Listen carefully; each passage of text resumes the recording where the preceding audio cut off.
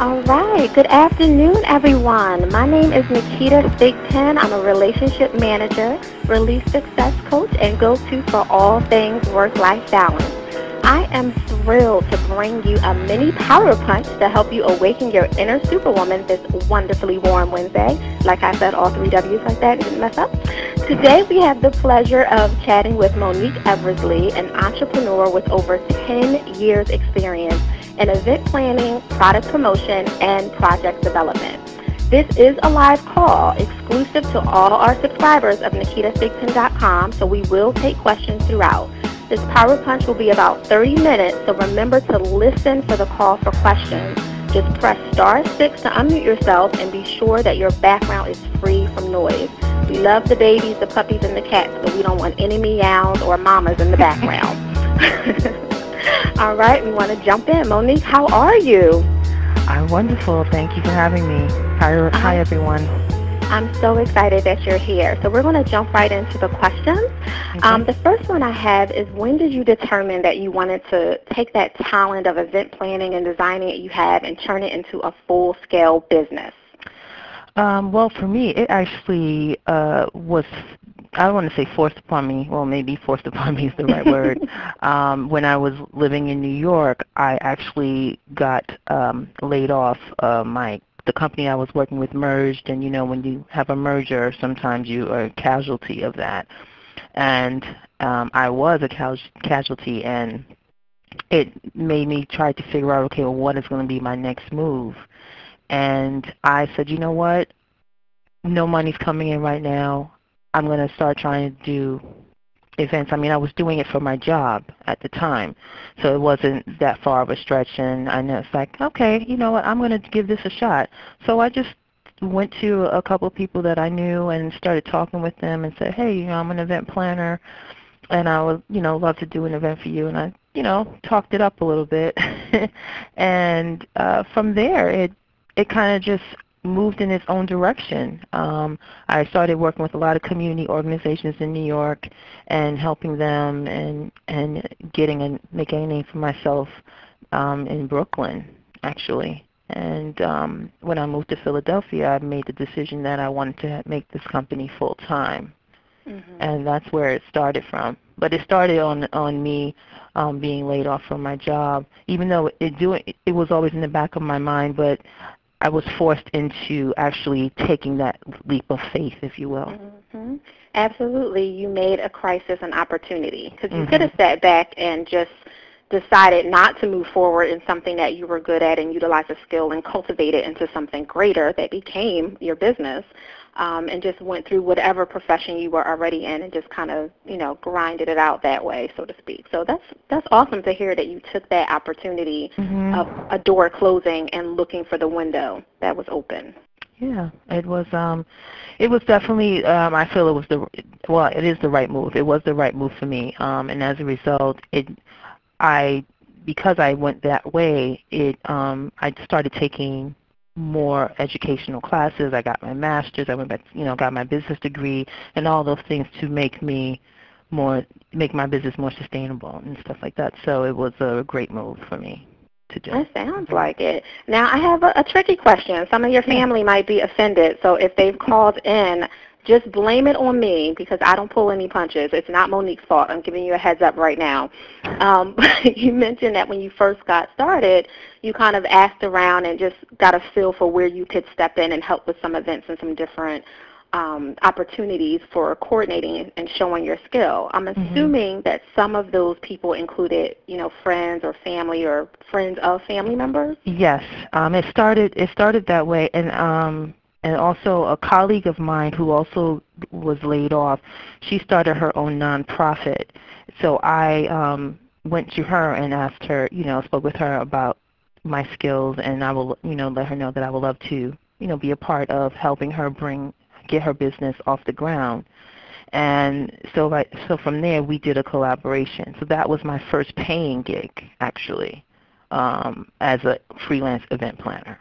Well, that's awesome. So I'm assuming that she was the best thing since sliced bread. And I'm not going to pick on her, because she was an awesome, leverageable point at, in that place in your life. However, as you know from the careerpreneur experience that we just had this weekend, and we won't name names because I don't want to get in trouble either, but sometimes when you're working with family and friends or friends of family, it can get a little sticky. So did you feel like that ever came up as a boundary issue in the relationship building part, or they asked for this one thing on day 2 and then all of a sudden it changed on the nth hour and, just things got crazy from where you are as an event planner and a coordinator?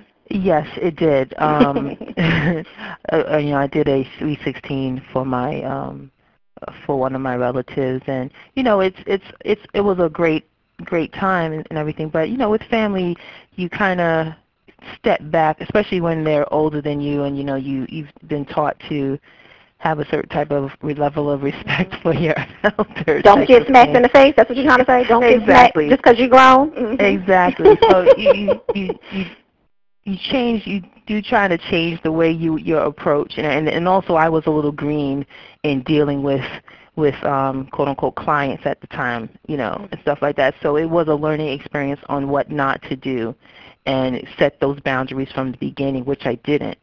So as I was moving forward in my career, I made sure those boundaries were set from the beginning. With the family, it's always a difficult, but now with family, it's different as it was 10 years ago. So absolutely. I mean, you're older now. They respect you as a grown woman, not that you weren't grown before. Exactly, and they know, and they definitely have a different approach to me as opposed to they did 10 years ago. So yeah. Oh, that's awesome. So I'm curious, you have this major second annual Philadelphia Natural Hair Show coming up on June 7th, which was fantastic. Can you tell us a little bit about that from your experience last year, and of course the new one coming up, and all the complications that go into creating something so phenomenal and large? Yeah, so the Philadelphia Natural Hair Show is definitely one of my babies. The other co-founder, Selena McAfee, and I, we came together because we both have natural hair, and we were both on our natural hair journey. Selena was a little bit later than me, so she was inquiring and asking me questions and all of that, and I was telling her what I knew, and we both realized that there was really if we wanted to go to a natural hair show event, we had to go to Virginia or, Atlanta, but there was nothing right here in our area that we can go to and get education on, and getting a better understanding on our hair, our textures, and different products that will work best for our hair. So that basically was the start of the planning of it. It was one of those napkin types of things you meet in the coffee shop, and we're saying, okay, what we're going to do, this is how we're going to do it, you're going to do this, I'm going to do this, blah, blah, blah. And from there, it's awesome. It's definitely a learning experience putting on this type of event. Last year was the first one, as you said, and we had over 1,500 people attend, which was not what we were expecting, so it was just a blessing in itself. We expected about 1,000 people. We were hoping to get that many. But the show basically is about, having women embracing their natural beauty, embracing their natural hair, and all of that. So the point was about educating and finding the types of products and companies to come out, and especially since we were a first event, it was trying to prove ourselves to these organizations of how it would be beneficial to them and everything. So that was one of the challenges of the show. Securing the hotel and getting that, proving to them, because they're like a hair show. First thing, right. Like, I don't know. I mean, we actually had some hotels turn us away once we gave a description of what we were trying to do. Really? So that was enlightening.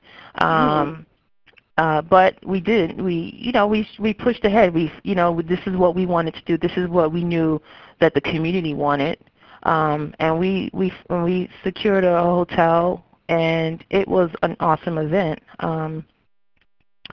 And the way that we definitely worked on splitting up our task. I think that was one of the was what made it successful, that we didn't overstep each other.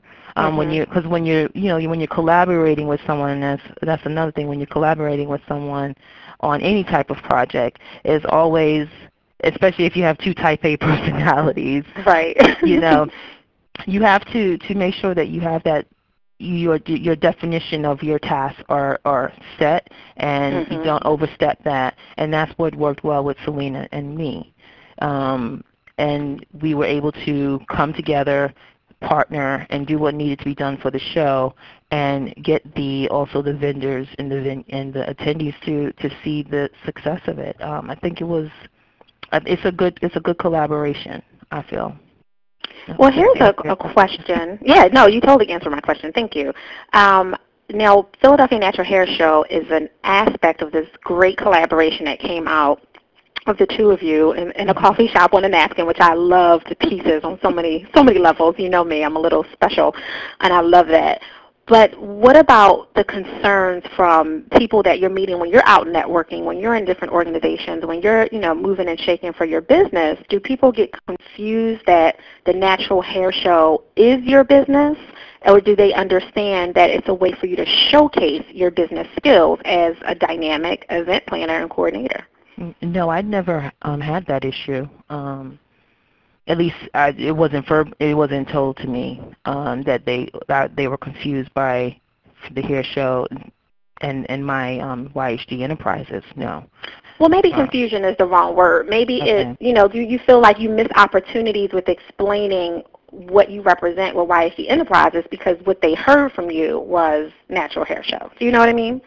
Yes. Well, no, I keep it separate. Okay. I do. I keep it separate. So when I'm, it's interesting because I kind of, when I'm in a networking event, or if I'm just talking with someone, I meet someone or whatever, in the conversation, I kind of gauge which hat I'm going to be at that particular moment. So if I'm talking with someone that I think could be a potential sponsor for the hair show that's coming up, I'm going to then go in that direction. If it's someone that I know that I can maybe collaborate and do an event for, or provide gift services for, I go in that direction. So it really is about in that moment of the initial conversation and then I separate the two. Absolutely. But I do bring it up. Either one of them, I do bring it up. So, but I do separate the two. Yeah. Well, no, you know your audience, and that's where I was getting at. Exactly. The people listening on the call, it's really important if you have several divisions or an aspect of your business that's a highlighted moment, an annual event that may not explain your business just by the nature of the event itself. It's really good to know who's in front of you, and I wanted you to say that, so that's awesome. Yes.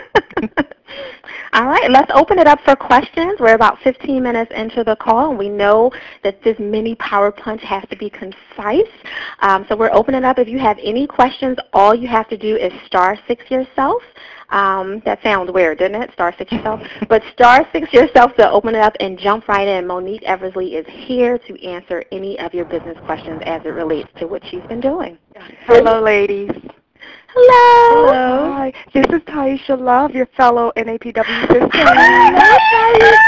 Hi. Monique, I just want to say I'm so proud of you. And Naketa, as always, I love your energy, honey. I had 2 questions. My first one was, what is the process for securing your sponsors, and what are the challenges with that? And also, what are your challenges with what are the challenges you faced, or what advice would you give for someone starting their business?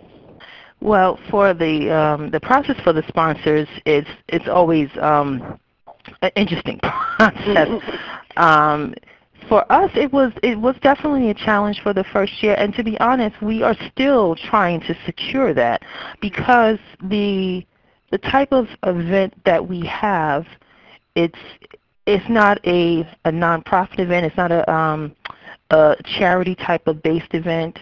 So typically those types of organizations they don't really come to you. Like if we wanted to go, for example, to Blue Cross or something like that, we try to appeal to them to say that the community of women of color or that kind of thing, and try to get them to see the benefits of them coming out to our event.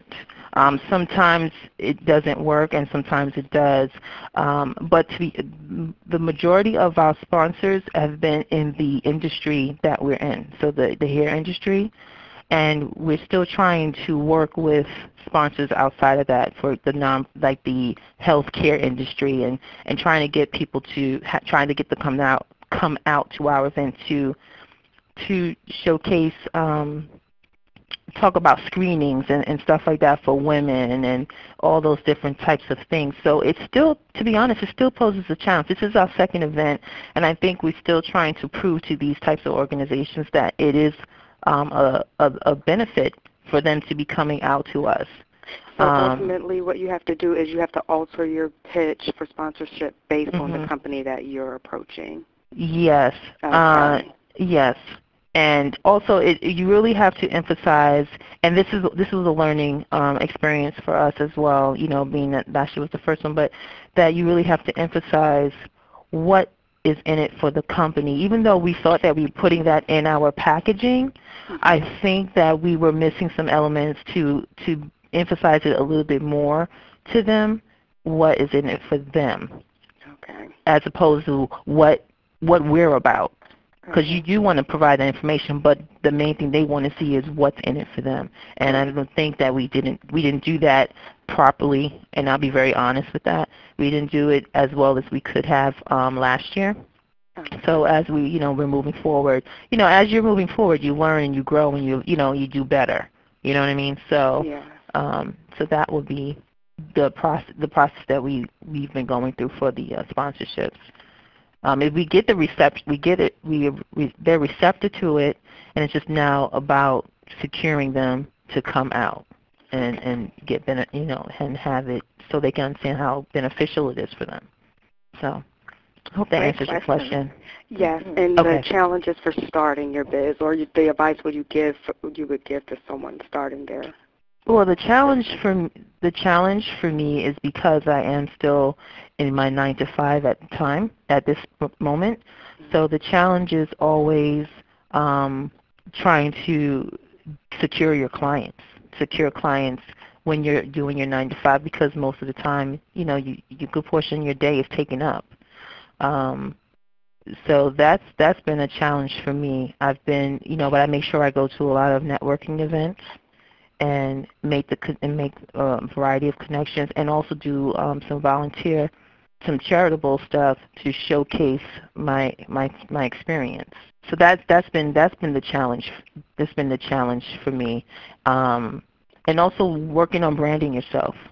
You're working on branding yourself, and as the expert that you are. Awesome. Thank you, Monique. You're welcome. Thank you. Good to hear you. Thank you, Taisha. You're welcome. We love Taisha, y'all. No favoritism, but we love her. You. She's an awesome author, too, by the way. I just want to Yes. Thank you. Double author. Excuse me. Yes, Small plug. Shameless plug.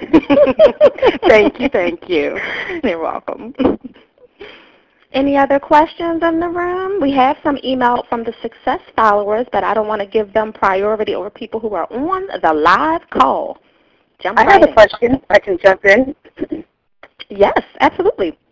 Hi, this is Arlene Lester. I'm out of New Jersey, and one of my colleagues invited me to this call today, and I'm so glad she did.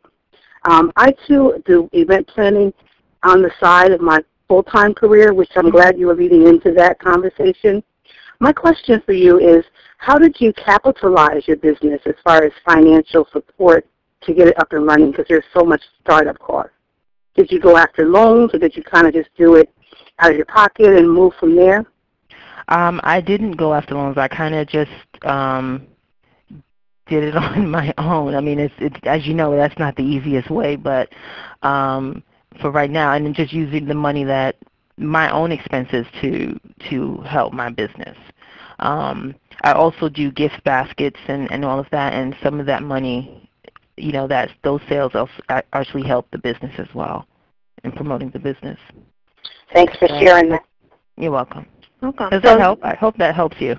It does, and that's kind of what we all do as we're trying to build up business. I've been planning weddings probably for over 15 years and kind of started out of necessity at my church and began to do it on my own. And actually this year I decided to launch again and get back into it more deeply.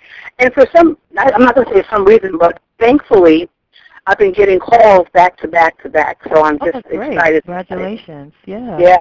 That's great. So that's also, as you're doing your quality business, the word of mouth is going to start to help you to propel you. And if you're looking to obtain the loans, you'll be able to have that proven track record as well. Yeah. Do you work mainly on referrals, or do you actively market through the networking activities? Now you touched it a little bit. I've been working through referrals, but as I'm revamping my business, I am seeking to obtain clients, like going on LinkedIn and that kind of thing. I mean, LinkedIn is a very important tool, I think, for your professional network, and that's what I'm working on now as I'm working to move my business in another direction, because at some point I will make this my primary and leave my 9 to 5. Well, I wish you great success in those endeavors. Thank you very much. Appreciate it. You too. Thank you. Thank you. Arlene, just to comment a little bit, what Monique is talking about is bootstrapping. So what she did, and I did the same thing coming out the gate, is I bootstrapped my business, which meant that I had no loans, no formal backing of money. So you have to be really strategic about how you do it, making sure that you're not being talked into every software, every vendor that's coming across with what seems like the best product without doing your due diligence and making sure you research. I tap into my network first. That is the best way to get the best deal, is people I trust referring me to people they trust, which LinkedIn is great for that if you have a pure network. If you just have a bunch of people that just said, let's connect so they can get above 500 plus connections and numbers, well, you don't know them. So if you reached out to me and said, hey, Naketa, I see you work with Monique. She looks like a great event enterprise is what she is, more so than a coordinator or a planner by itself, and I would really like to, collaborate with her on some larger scale products. Can you introduce me? But I really don't know Monique. She's just a number, and I accepted her somewhere, somehow, not even sure why. Then it's useless. I'm basically having a fraudulent connection, especially if she's in my first connection. So you want to make sure that as you build your connections, they're pure. There are people who you know. They don't have to be friends, but they're professional people who have tasted what you've given them. They've seen your work. Maybe they've come to a wedding. Maybe they were referred to you some other level. Even if they only saw one of your, if you're like Monique and you also do these precious gifts, they're not always baskets. They can be in all kinds of fabulous containers and different things.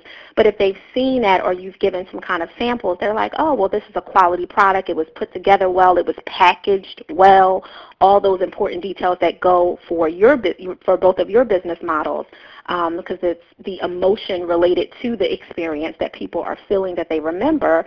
Then when you build up those connections that way, people are not afraid to put their name on the line to introduce you to their connections. And that social selling is what it's called, is really important.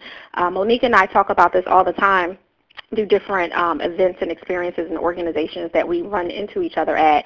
I don't open my network up to just anyone. You have to have met me somewhere, and I've remembered you because you left an impression. And even for events that we did, like the exclusive business strategy intensive we did for 12 hours last weekend, the Careerpreneur Experience, you had to be invited to that. Now, you could be someone who was invited who referred someone else, but they had to go through a pre-qualification process to get in. Not everyone was invited, because I have to be really serious about who is in that room for my brand, making sure that everyone in there has a quality connection and that they can leverage and build on each other.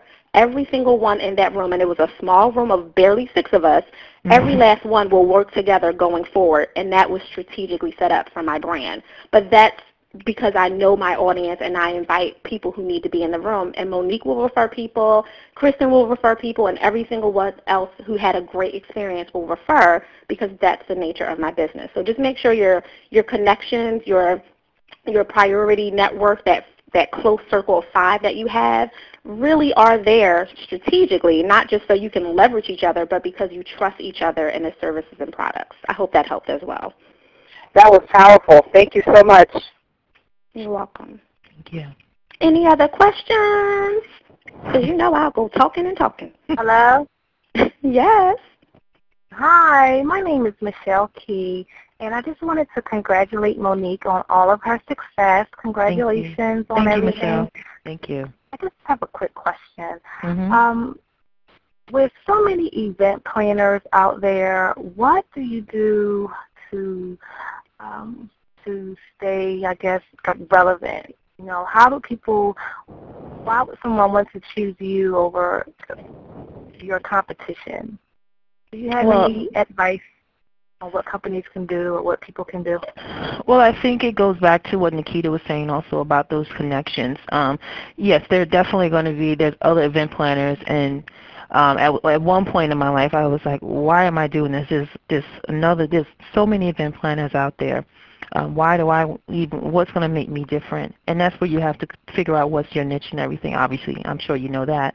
But for me, it's about establishing those great relationships, getting out there and networking. A lot of my connections have been through volunteering, and then through the volunteering, word of mouth, because you meet a lot of people when you volunteer, you know. And for me, that has worked in my favor, where I go out and volunteer for an event, help a nonprofit organization, something I believe in and what they're doing. It definitely has to be something that I appreciate what they're offering to the community.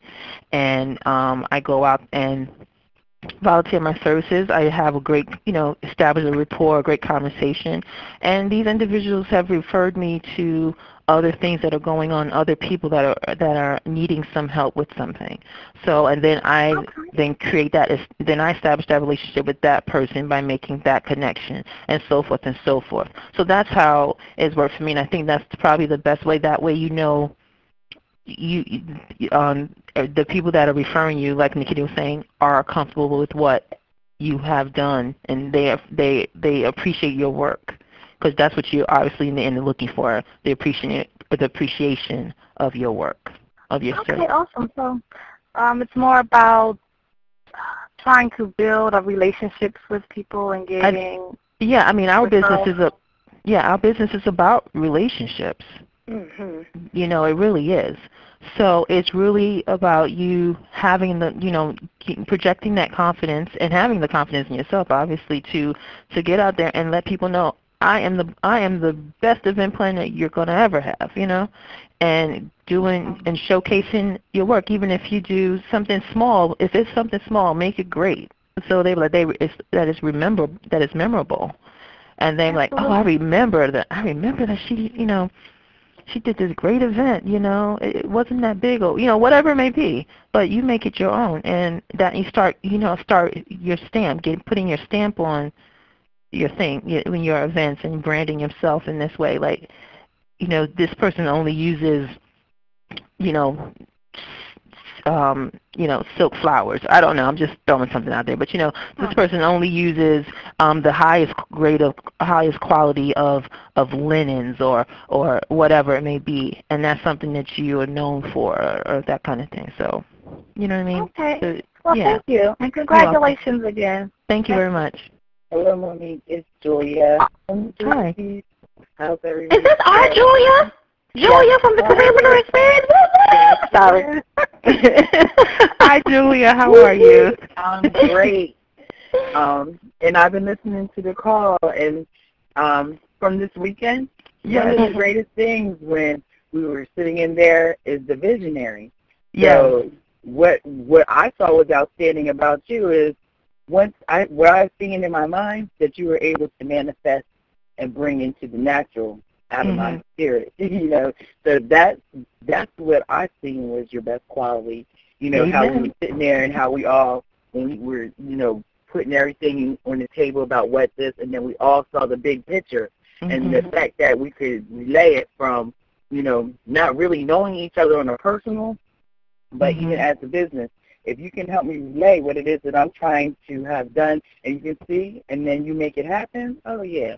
That was the best quality I loved about you. Like, even when we started talking about names and presenting ourselves, and I was like, you know what, when I have a big massage party, a spa party, and I need those cute little trinkets, I'm going to do, because that's going to take the pressure off of me.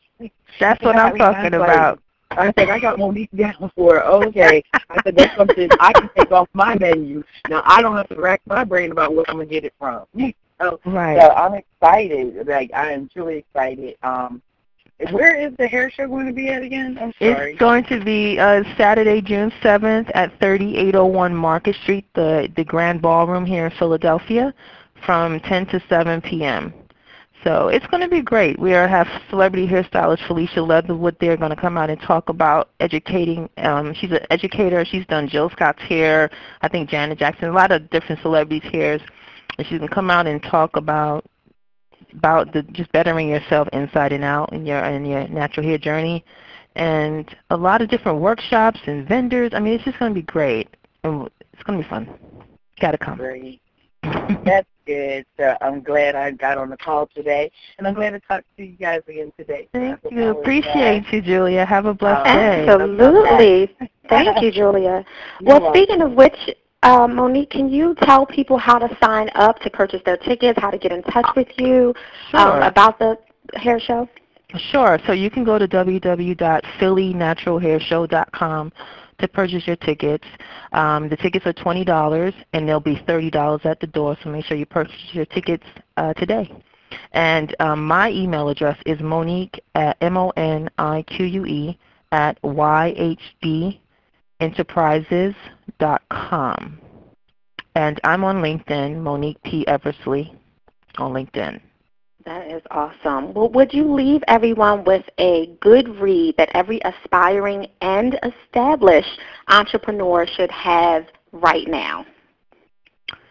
I think the 7 effective, the 7 effective 7 habits of highly effective people. 7 habits of highly effective people is always a good read, I think.